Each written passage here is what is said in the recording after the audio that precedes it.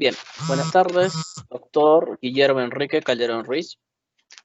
Estimados compañeros, en esta oportunidad le vamos a hablar sobre el paper Arquitecturas de Big Data, una revisión detallada y orientada a las aplicaciones. Los integrantes que conformamos esta exposición, la persona que les habla, Cabán Heredia Sandro Jesús, Belisario Ortiz Fabián Guillermo, Díaz Lobón Diego Fernando, Vázquez Baltárrogo Brandon André. Bien, esta exposición consta de 4 puntos. En el primer punto tocaremos el marco teórico referente a la arquitectura de datos e información. En el segundo punto tocamos el problema que aborda el paper. En el tercer punto la propuesta que presentan los autores para dar solución a este problema. Y en el cuarto punto la validación que propuesta está desarrollando los autores. Bien. Para hablar de la arquitectura de datos, es necesario dar un vistazo a la visión de la arquitectura empresarial. Bien, entonces la arquitectura empresarial está conformada por 4 partes. La primera sería la arquitectura de aplicaciones, la segunda la arquitectura de negocio, la tercera la arquitectura tecnológica. Y la última sería la arquitectura de datos que vamos a detallar hoy día. Bien, la arquitectura empresarial es un mapa que nos proporciona un entendimiento común de cómo estas 4 áreas o arquitecturas, si podemos llamarlo, se tienen que interrelacionar para lograr el objetivo de negocio. Es la parte más importante del objetivo de negocio por lo cual se desarrolla esta arquitectura. Bien. La arquitectura de negocio es la estructura de la organización, cómo están definidos sus procesos, el porqué de la organización, qué meta quiere alcanzar y toda su estructura organizacional. Por parte de la arquitectura de aplicaciones tenemos que estos procesos los integramos para dar solución a las necesidades del negocio o de la organización. Esto dando como sistemas de información. Estos sistemas de organización nos van a generar datos. Y estos datos tienen que ser sustentados en una base. Y esta base va a ser la arquitectura tecnológica. La arquitectura tecnológica nos brinda un servicio a la organización para estas aplicaciones que podrían ser los ERP, los CRM, las aplicaciones web, todos los medios por los cuales la organización va obteniendo su información. ¿Y qué hacemos con esta información? La tenemos que almacenar, procesar, y lo hacemos mediante la arquitectura de datos. En la arquitectura de datos es donde se describen todas las estructuras de datos lógicas y físicas que se encuentran en una organización. Es donde podemos tener, por así decirlo, un control absoluto del flujo de los datos y que le ayuda a la organización en la toma de decisiones. Bien, la arquitectura de datos podemos dividirla en 4 partes, que sería el modelo, en el cual vamos a escribir los modelos conceptuales, en el cual vamos a diseñar los modelos lógicos para posteriormente implementarlo en el modelo físico. Las políticas. En las políticas vamos a definir todo el almacenamiento, cómo voy a organizar la información, cuáles van a ser las políticas de integración de la información entre una base de datos y varias bases de datos. ¿Cómo van a hacer el uso de esos datos que se están modelando? Como tercera parte tenemos las reglas. La regla es donde vamos a definir la integridad de los datos, la secuencia de la integración de los datos, el modelo, transformación de los datos, la secuencia de ejecución de estos datos. El cuarto punto serían los estándares. Todas las estructuras de datos convencionales que debemos tener en cuenta a la hora de crear las entidades y todos los elementos que deben aplicarse de manera coherente entre todas las estructuras de datos que posee esta organización. Con este fin lo hacemos para resaltar la importancia de los datos. Una vez que tenemos todo esto, una buena arquitectura de datos, vamos a poder reducir el costo, mejorar la operatividad de negocio, mejorar la competitividad del negocio y facilitar la toma de decisiones estratégicas. Con estas bases podemos clasificar a los datos, identificar el origen y sus características, su tipado, cómo va a ser su almacenamiento y cómo los vamos a integrar. Por algo lo estamos almacenando, porque los necesitamos posteriormente para una utilización. Y ya si nos enfocamos en la era del Big Data, podemos predecir el comportamiento según el patrón de estos datos. Big Data se refiere a conjuntos de datos cuyo tamaño, complejidad y velocidad de crecimiento dificultan su captura, gestión, procesamiento o análisis mediante tecnologías y herramientas convencionales, tales como bases de datos relacionales, y estadísticas convencionales o paquetes de visualización dentro del tiempo necesario para que sean útiles. La mayoría de los analistas y profesionales actualmente se refieren a conjuntos de datos que van desde 30 a 50 terabytes, en la mayoría de los casos con el fin de utilizar eficazmente el Big Data. Debe combinarse con datos estructurados, lo que hace que Big Data sea útil para muchas empresas. Es el hecho de que proporciona respuestas a muchas preguntas que las empresas ni siquiera sabían que tenían. Big Data consigue valor de las siguientes formas: reducción de coste, más rápido, mejor toma de decisiones, nuevos productos y servicios. En este esquema podemos ver las partes que involucra el Big Data: la minería de datos, sumada con el volumen de datos, más la complejidad de los datos, y la velocidad de análisis y explotación de decisión nos da como resultado el Big Data. Siguiente.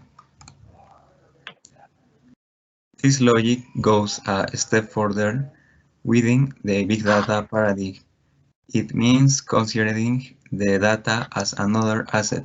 Furthermore, it means considering data as the most critical asset of the organization, and thus have a data capital and yet another asset of the organization, which allows it to be capitalized and Una más de la... later for its value in the organization. In other words, the raw data storage can be iterating without further order, structure, or calification criteria. A continuación, en esta tabla se refleja un incremento en los gastos desde el año 2017 al 2019, tanto gastos como en sistemas de centros de datos, software empresarial, dispositivos y TI en general. Con tanto gasto, una empresa pequeña o mediana no puede darse el lujo de equivocarse con la elección de arquitecturas de datos, porque solo aumentarían más los gastos en una implementación y se perdería tiempo. Siguiente. El problema es que muchas organizaciones hoy enfrentan dificultades debido a la ausencia de aplicación arquitectónica de sus soluciones de gestión de datos. Debido al crecimiento exponencial de datos, la heterogeneidad de los datos, los lanzamientos frenéticos de nuevos dispositivos electrónicos y la tendencia de toma de decisiones basada en datos. En las empresas aumentó la demanda de los sistemas de procesamiento de Big Data más eficientes. Por ello es de vital importancia elegir una arquitectura de gestión de datos adecuada para cada empresa según la necesidad se requiera. Siguiente.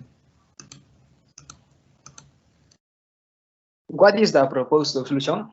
The ARSOS present an analysis of the top 5 big data architectures, considering a description, advantages, disadvantages, hardware requirements, and software requirements. Siguiente. La arquitectura Lambda. Esta arquitectura tiene como objetivo lograr actualizaciones de baja latencia, manteniendo la mayor precisión posible. Esta se divide por 3 capas: capa de lote, capa de velocidad y capa de servicio. La capa de lote está compuesta por archivos distribuidos que se almacenan de totalidad de los datos recopilados. También almacena conjunto de funciones predefinidas que se ejecutan en el conjunto de datos para producir, lo que se denomina acá por vista de lotes. Luego tenemos la segunda capa, que es la capa de servicio, es donde se pueden consultar de forma interactiva por el usuario. Y la última capa, que se llama la capa de velocidad, se encarga de calcular funciones incrementales. Calcular las funciones incrementales sobre los nuevos datos a medida de que llegan al sistema. Una de sus ventajas es lograr los principales requisitos de un sistema de Big Data. Esto quiere decir que sea confiable y que tenga tolerancia a fallas, que esta es proporcionada a través de la capa de lotes. Además, proporciona una mayor precisión, un mayor rendimiento, menor latencia para las lecturas y actualizaciones. Está compuesto por un conjunto de datos maestros, principalmente porque está menos sujeto a errores humanos. Esto quiere decir que vamos a evitar las eliminaciones masivas de datos no intencionales. Siguiente. Sus casos de usos. Dice, hay varias empresas que abarcan esta industria, esta arquitectura, a lo largo del tiempo. Esta aplicación particularmente está adecuada a la ingestión, a los análisis de registros. La razón es que las mejores Los mensajes de registro son inmutables y a menudo se generan a alta velocidad en sistemas que necesitan ofrecer a la disponibilidad. Se prefiere esta arquitectura porque en estos casos es que existe la misma necesidad de análisis de fluido en tiempo real de los datos entrantes y de los análisis periódico. Siguiente. Bueno, la arquitectura capa. Esta es una representación de esta arquitectura. Esta arquitectura fue diseñada para reducir la sobrecarga que existía en la arquitectura Lambda. Se eliminó la capa de lote y se mejoró la capa de velocidad para ofrecer una capacidad de reprocesamiento. Bueno, ahora es posible almacenar datos transmitidos durante un periodo de tiempo, crear nuevos trabajos de procesamiento de transmisión para reprocesar estos datos de una manera más necesaria. Siguiente.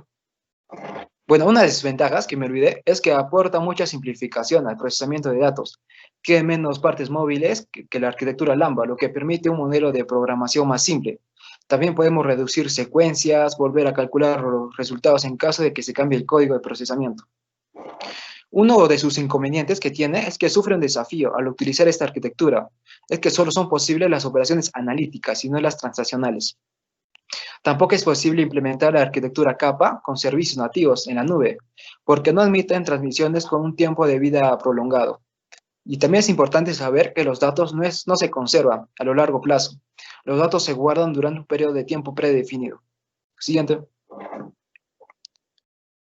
Sus casos de usos. Esta arquitectura es especialmente adecuada para aplicaciones en tiempo real, porque se centra en la capa de velocidad. El autor de esta arquitectura presentó una implementación detallada de una arquitectura capa para el análisis en tiempo real de los usuarios, la red y los datos sociales, recopilados por un operador de telecomunicaciones. Siguiente. La arquitectura de microservicios es un método de desarrollo de aplicaciones software que funciona como un conjunto de pequeños servicios que se ejecutan de manera independiente y autónoma, proporcionando una funcionalidad de negocio completa. En ella cada microservicio es un código que puede estar en un lenguaje de programación diferente y que desempeña una función específica. Los microservicios se comunican entre sí a través de APIs y cuentan con sistemas de almacenamiento propios, lo que evita la sobrecarga y caída de la aplicación. Sus ventajas de esta arquitectura son la modularidad, la escalabilidad, la versatilidad, la rapidez de actuación, el mantenimiento simple y barato. Sus desventajas son el alto consumo de memoria, la inversión de tiempo inicial, la complejidad en la gestión. Siguiente. Empresas como eBay, Netflix y Amazon usan este tipo de arquitectura, eligiendo así esta arquitectura por su versatilidad y rapidez de actuación, para que la aplicación sea sumamente eficaz. Siguiente. La arquitectura Z consiste en cualquier aplicación requerida por una empresa se puede conectar a esta arquitectura, proporcionando contenedores que son entornos aislados en que el software se puede ejecutar y hacer para interactuar juntos independientemente de la incompatibilidad de la plataforma. Tradicionalmente, la solución y las arquitecturas empresariales eran diferentes entre sí, incluso si interactuaban porque sus propósitos y objetivos eran diferentes. Los objetivos siguen siendo diferentes, pero se unen en una plataforma de Big Data y ofrecen muchos beneficios. Bien, casos de uso de la arquitectura Z. El paper nos presenta un caso de uso que utiliza Google para sistemas como Gmail. La arquitectura Z también es especialmente adecuada para aplicaciones web complejas centrados en datos, sistemas basados en aprendizaje automático y para soluciones de análisis de Big Data. Bueno, la arquitectura IoT.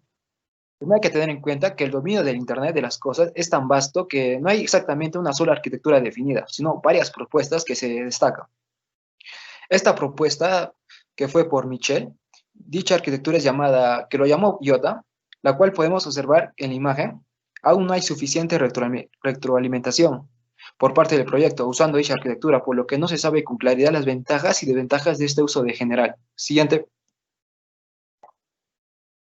Sus casos de usos, dice que la arquitectura es recomendable en general para casos como las casas inteligentes o ciudades inteligentes actualmente, El gobierno indio usa esta arquitectura que recolecta información financiera. En este caso, por ejemplo, requiere un procesamiento en tiempo real con notificaciones instantáneas sobre algún fraude financiero que existe en ese momento. Siguiente. So now comes the validation of all this paper. How was this paper validated? Well, many reviews have been done in the field of big data. Most of them have studied relevant aspects of them, cover technologies, tools, challenges, and opportunities in the field. So let's take a look of this first paper called Big Data Survey, Technologies, Opportunities, and Challenges. In this paper, they try to shed more light on the field of big data, present its advantages and inconvenience. In the second paper, Big Data are reviewed. For the majority, they review each traditional big data processing steps, from data generations to its analysis. The background, the technical challenges, and the latest advances. There has also been some work done to review big data analytics methods and tools, and we can see that in this third paper called Big Data Analytics, a literature review paper. They reference architecture for big data ecosystems have been published by top-tech companies. Next, this has been published by top-tech companies as IBM, Oracle, Microsoft, the National Institute of Standards and Technology. Various approaches have been used by researchers in order to try to come up with a reference architecture that could be used across industries in a wide variety of use cases. Next. So in this paper, Pekka Pakonens and Daniel Pakala, and this paper is called Reference Architecture and Classification of Technology Products and Services for Big Data Systems. And they have proposed a technology-independent architecture based on the study of 7 major data use cases at the top tech companies like Facebook, LinkedIn, Netflix. They have decomposed the 7 reviewed architectures in a set of components, which they have then classified according to their roles in 8 components, forming the reference. Nevertheless, not all the use cases require all the components of the architecture. And by considering other use cases than the review ones, they have acknowledged that more components might be needed to be added. Other authors have followed a similar approach to propose a 5-layer reference architecture, like in the paper done by Mert OG and AL. They have featured among more than the architecture have extensively been documented over time and gained popularity. The biggest part of existing research focuses on the 2 most popular ones, as we talked before, the Lambda architecture and the Kappa architecture. So now let's take a look at this first paper called Big Data Processing in the Cloud, Challenges and Platforms.